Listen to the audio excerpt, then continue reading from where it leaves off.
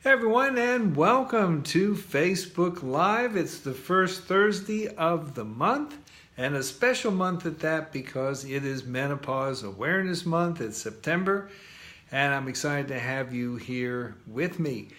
I'm Dr. Maish, and this is the Hot Years, my menopause magazine, and I'm excited to answer your questions and to remind you that this is brought to you by HotYearsMag.com. It's the #1 digital magazine on menopause, and it's yours free to download at that URL. Just go to HotYearsMag.com and you can get your free subscription. And this is some of the things that you'll see. This is the latest issue. We have another one coming out in the next few days. This is Zumba Gold founders, Josie Gardner, and Josie is over here, and her collaborator, who was a former Rockette, and they formed Zumba Gold, and you'll get information on them and why you should keep exercising, finding your lost libido, cardiac risk factors, know your numbers, just a whole ton of great stuff available for you at Hot Years Mag. Some of the past issues we've had Belinda Carlisle from the Go-Go's and a ton of other celebrities, well-known individuals, and so forth. And I hear a note here from Terry. How was your fishing trip? Oh my goodness, I had such a good time, and fresh fish was had pretty much as we wanted this summer. It was a great summer, and I hope you've had a great summer too. It's hard to believe that it's almost over, still technically summer, but most of us are back at work or back doing our things, and I hope you've had a wonderful vacation time and time away. Terry, if you have any questions that you'd like to get answered this evening, well, I'd love to try and answer them because it's Menopause Awareness Month and there's a lot of information we need to talk about. I want to let you know, too, that if you have symptoms of menopause and you want to know how much your symptoms are affecting you, you can go and take the menopause quiz at menopausequiz.com. and you'll see how much your symptoms are affecting you, and you'll be able to get an answer back quite shortly. Well, there's a number of things that I'll start off with until we get some questions going. And some of the things I want to start off with is to do with menopause and how it affects you in the workplace. And I think it's very important. We always talk about things like hot flashes. Hot flashes are, of course, the most common symptom. They affect about 80% of women. About 10 to 20% of women say they're intolerable. And for the most part, people think of them as just something that's a nuisance or a pain. Well, they are that, but they're a whole lot more. And for women in menopause who don't treat their hot flashes, they are likely to make about 6 more visits to the doctor each year in a 12-month window than women who do treat their menopause. And this is based on studies of like 500,000 women who are half of whom take treatment for their hot flashes, half of whom do not. So treating your hot flashes can have a big impact on how well you sleep. It can have a big impact on how well you perform at work. And it can have a big impact on the number of doctor's visits you have. Terry's saying, does menopause affect diabetes differently than people without diabetes? Well, it does and it doesn't. The thing that's interesting is that people who are on hormone therapy have less risk of diabetes, and hormones, particularly estrogen, actually helps insulin, which is the hormone that's low for people with diabetes. Well, estrogen helps insulin that you take pull the sugar out of your bloodstream and put it into your muscles more efficiently. So you're less likely to get diabetes, and your diabetes will be a little more easier to control. As for the symptoms per se, if you control your diabetes well, the symptoms should do very well. There are special considerations for diabetes with menopause. And of course, some people who have menopause are also, because diabetes tends to happen more for women. It happens more for women around menopause. And for some people, they get confused. Is it menopause or is it diabetes? For instance, some of the symptoms of diabetes is going to the bathroom often, having more urinary frequency. That's also true of menopause. Some of the women who have diabetes will be sweaty because they have low blood sugar. And of course, sweats is common with menopause. Women who have diabetes may have challenges with their mood, mostly because their blood sugars get off from time to time, and women who are in menopause can also have those issues. So there are a number of things that are similar in the two, and so those two things can either confuse you or they can come at the same time and make the symptoms seem a little bit worse when it happens. But in general, women who have diabetes and menopause do very well. And as I mentioned, hormone therapy will help you if you are able to take it and choose to take it. It will help you, A, keep your sugars lower, and for women who are not yet diagnosed, they have a lower risk of diabetes than women who do not take hormone therapy. So I hope that answers your question, Terry, and thank you. That's a very good question. So I wanted to say also that for the women who are working, there's a lot of issues right now because there aren't enough bathrooms. Speaking of going to the bathroom often, in the workplace, there are issues with temperature control, and there are issues with just feeling tired from sleep issues that are associated with menopause. And so it's a consideration for you to think about. I wanted to just mention that because people are going back to work and it's time to consider it.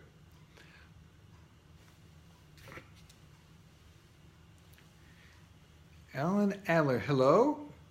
You are very welcome. Thanks for joining, and nice to have you here. Please remember, if you want to share this with people that might be interested and benefit from it, be very happy to have your friends come. It's a good time to get information and ask questions, because one of the big issues with going to the doctor is there's so little time. Now, in the patients that I see, I try to give a full hour for brand new patients. That doesn't happen in too many places. But most of the time, you have very limited amounts of time, and there's not enough time to get basically the things you're worried about the most dealt with. So here's an opportunity to do just that. So thanks for being here. Share with your friends, and I'm happy to answer any questions. Because it is Menopause Awareness Month, I do want to just keep that open to any questions, because that way we're not just limited to one topic. One of the things going to be in the new issue of Hot Years Mag is we're going to have a feature article on the GI tract and the microbiome and how you can eat your way into better health. And it's really a fascinating article. It's one that talks about the bacteria, and there are about 3 pounds of bacteria. You know how little bacteria is? You can barely see them under a microscope. There's 3 pounds of those bacteria in our intestines, and while we tend to think of bacteria as the enemy, and we're always thinking about taking antibiotics, there are bacteria that are really good for your health. And they do a lot of things. They actually have 10 times more bacteria cells than there are all the cells in your body. So you're saying, can you talk a bit about balancing estradiol and progesterone? Oh, this is Catherine talking. Okay. Well, let's see. There's a little bit more I can see. For instance, what is a good ratio between the two, and should I bring progesterone up first before adding estradiol? There's a lot of talk about estrogen and progesterone in terms of balance, and that is important. Most of your symptoms are going to be handled by the estrogen. In other words, women are divided, who get into menopause are divided into two groups. Those who have a uterus and those that don't. If you have a uterus, then you have to take estrogen and progesterone, because estrogen without progesterone can cause the uterine lining to change into precancerous cells, and for a small percentage of women, they can change into cancer, but with progesterone doesn't happen. So if you don't have a uterus and you've had a hysterectomy, you only need estrogen alone, because you're not protecting the lining. The reason I'm telling you this and starting at that place is because estrogen does the great majority of the symptom relief. So if you have hot flashes, if you have mood swings, if you have dryness, well, estrogen is what's going to do the majority of those removal or reduction of the symptoms. The progesterone is mostly there to protect the uterine lining. So you want to start, you don't have to start with, well, let's go back a little more. You say, should you bring up the progesterone first?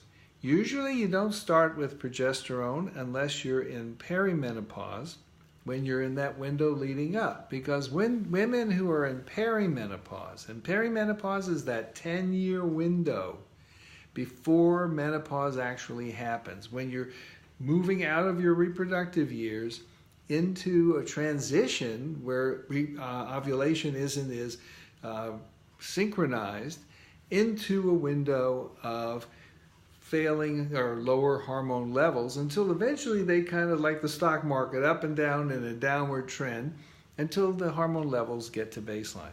So the estrogen levels alone can come up first. When women are first in perimenopause, on this end of it starting, estrogen is usually higher than normal.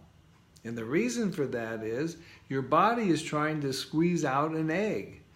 And so when you try to get one going, the eggs are not as responsive. And so you have many eggs starting, trying to get one to mature.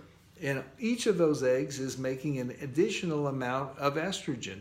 So the sum of all of that is causing a whole ton of estrogen production. But because you don't ovulate regularly, there is no progesterone, which happens after the egg is released. So as a result, adding progesterone in perimenopause is sometimes all you need, because your estrogen is high and your progesterone is basically non-existent. After you get into menopause, then you can just get the amount of estrogen you need to make things stable in terms of your symptoms, and then basically you need some progesterone to protect the uterine lining. If it's depends on which brand and which style of progesterone you use as to dosages, but generally a fairly low dose will actually protect the uterine lining and keep you in pretty good balance. So it should be fairly straightforward. If it isn't, or you're having some particular symptom that needs to be addressed, then that you have to work out with your provider, or for some people who are far away, I do offer menopause coaching to people, and you can find out more about it at menopausecoaching.com. And I have a small number of people that I take care of from all over the world. And of course, I can't prescribe medicines because it's coaching. It's not haven't examined you and so forth, but I can go through and explain to people for them. it's hard to talk generally about a particular person's details.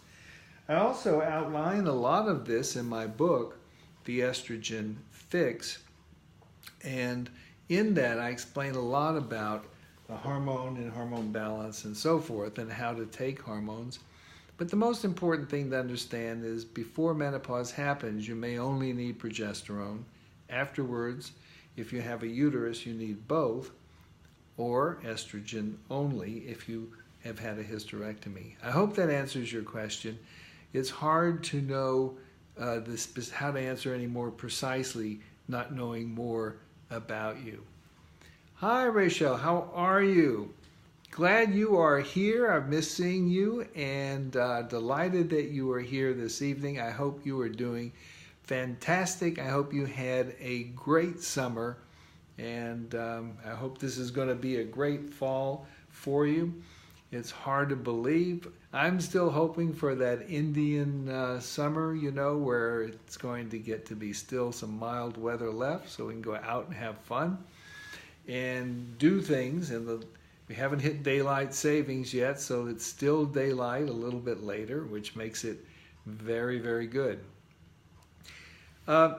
So I wanted to continue a little bit talking about this microbiome, because the microbiome, hi Lori, how are you? Welcome, and thanks for being here this evening.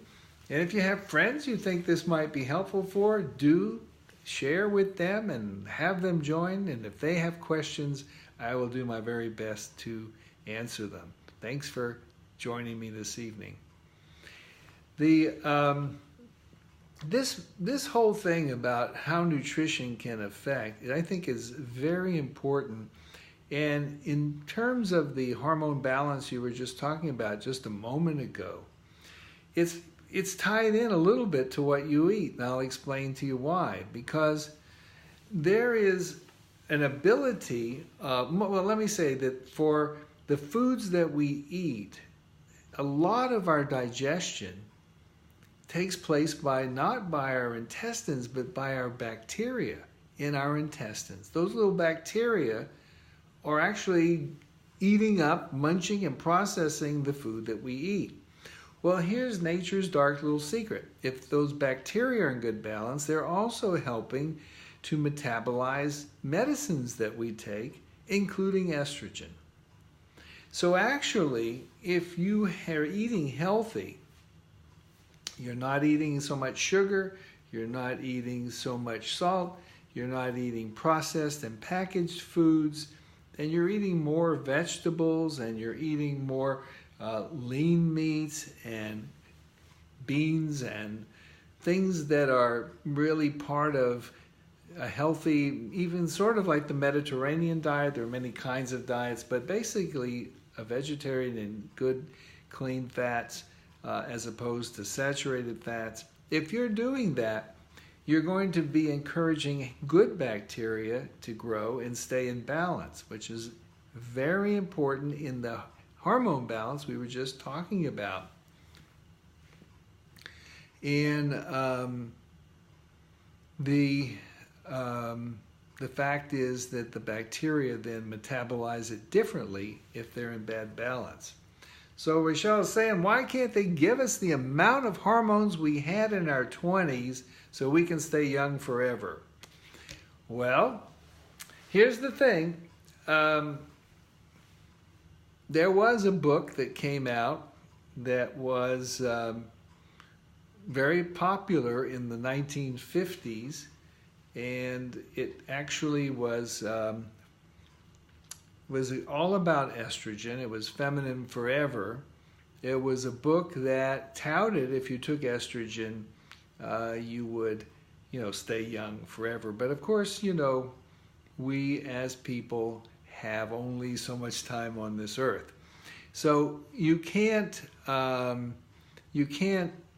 do that. But one thing that hormones do, and because I know a lot about hormones, I talk a lot about them, but I do want to explain that if you can't take hormones or don't want to, there's a lot of alternative options for you. So I don't want it to sound like, oh, you take hormones or else, But if you do take them, it does help your skin and your bones, and for the same reasons. It stops the collagen from coming out from under the skin, and that keeps the skin stretched and it doesn't let the wrinkles form and so forth. And it also helps people to live longer. People on hormone therapy do live longer than those who are not by a year or so. And but we have to also, in order to stay healthy, we have to sleep well, we have to lower our stress, we have to exercise, and we have to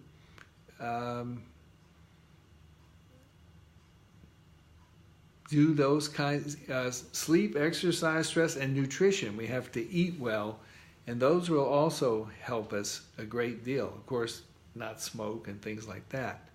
So let's see. You're saying, still looking for your thoughts on the ratio between the hormones. I don't see the balance addressed, but it's a big coverage in other books that are out there.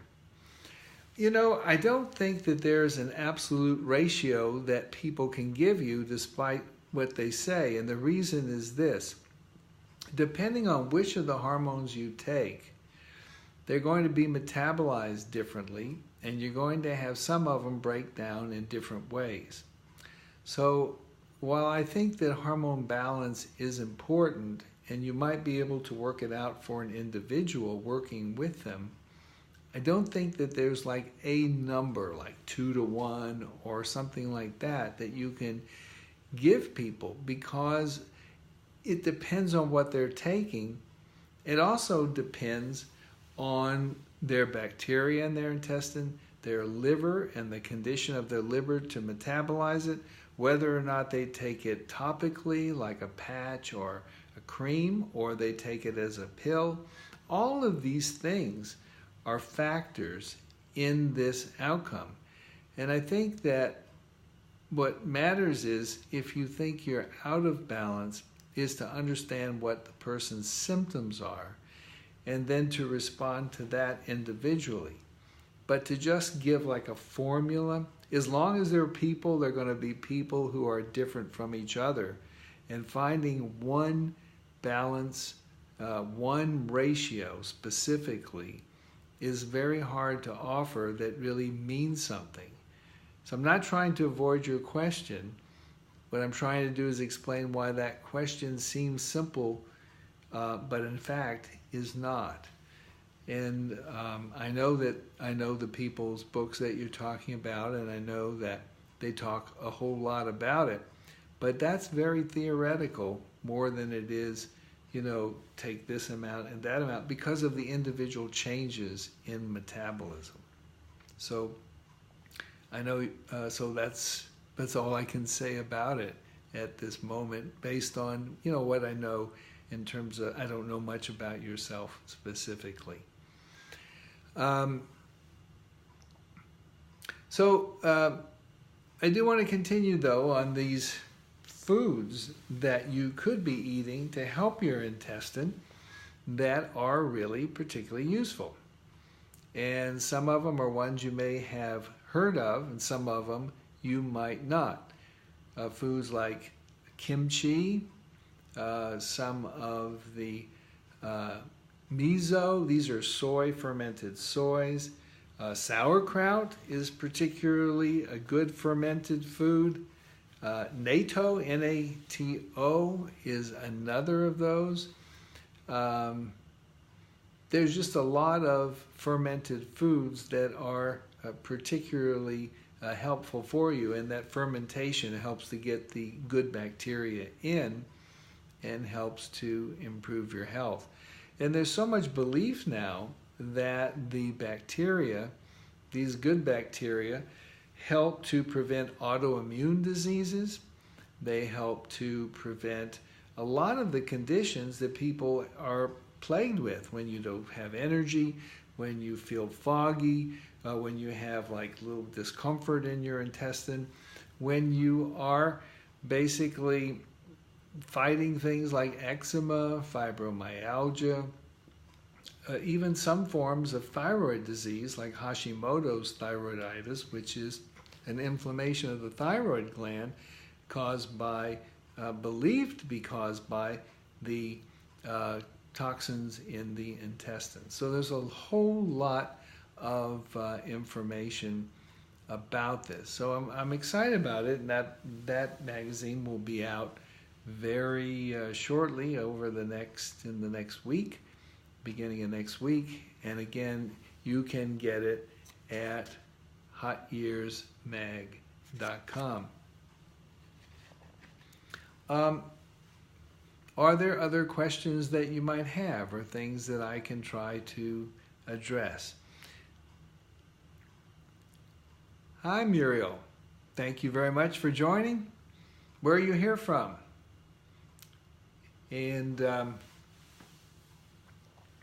so, in any event, I'm excited. It's Menopause Awareness Month. I'm going to be putting out a number of blogs that you can find on drmache.com, drmache.com/blog.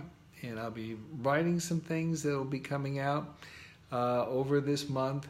And let's see, you're saying, I'm loving kimchi and miso soup with seaweed. It's done me a world of good for energy and calm. Wow, I'm happy to hear that. What are your thoughts on pregnenolone and DHEA for helping to bring up and balance hormones? Well, they're commonly used. Pregnenolone and is a kind of a pre-hormone. It's a hormone that's in the metabolism of cholesterol manufactured into hormones that we get, like estrogen, progesterone, testosterone, and DHEA. I realize that those are very, very commonly used.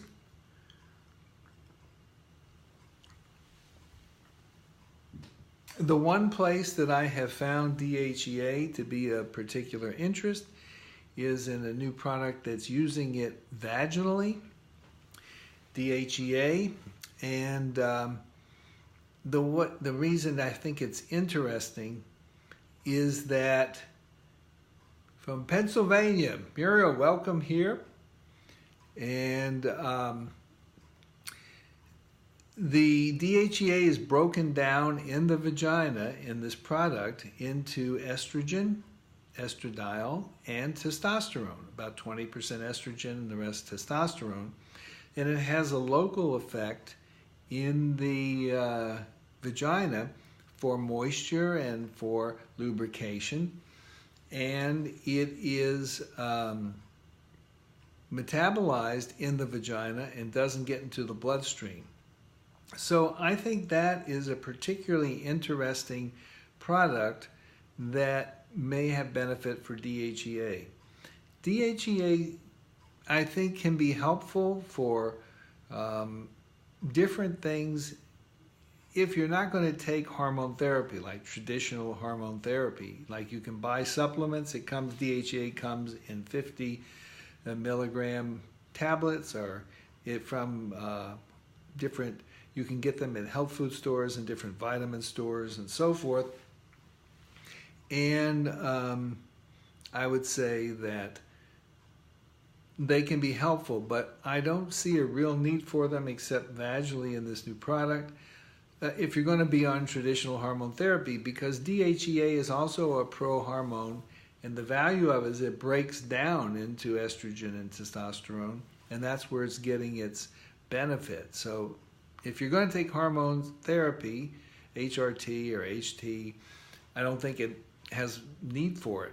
If you are not, then I can see that it has benefit, and I prescribe it for women in that situation. Lori's saying that she also takes kefir, and kefir is a kind of a yogurt. It's I drink kefir for breakfast. When I say drink it, I usually put about that much in a glass. You only need to start off with any of these fermented foods at about an ounce or two a day, once a day, and then as you get used to them, you can build up to 1 or 2 ounces 2 to 3 or with 2 to 3 times a day or with every meal. And I would say that kefir is great, and I think whole grains are also great. And what I'm doing is eating the very foods that have been talking to you about. For the meats, I'm eating the grass-fed meats and trying to eat things that are eat them in limited amounts, but to try and eat things that are not being fed the grains. I think if we want to eat grains, we should eat them directly, not feed them to the cows and then eat the cows, because that changes their bacteria, makes them a lot fatter and also less healthy for us. And also there's a lot of penicillins and other antibiotics that are injected into a lot of the animals that we eat, so that they can just keep eating and get their bad food that they get, and then get leaky gut and then get their own infections, so they're giving them a lot of antibiotics. So I tend to try and eat only those grass-fed meats or free-ranging chickens, because they're healthier. So, well, I want to thank you for joining me on Facebook Live.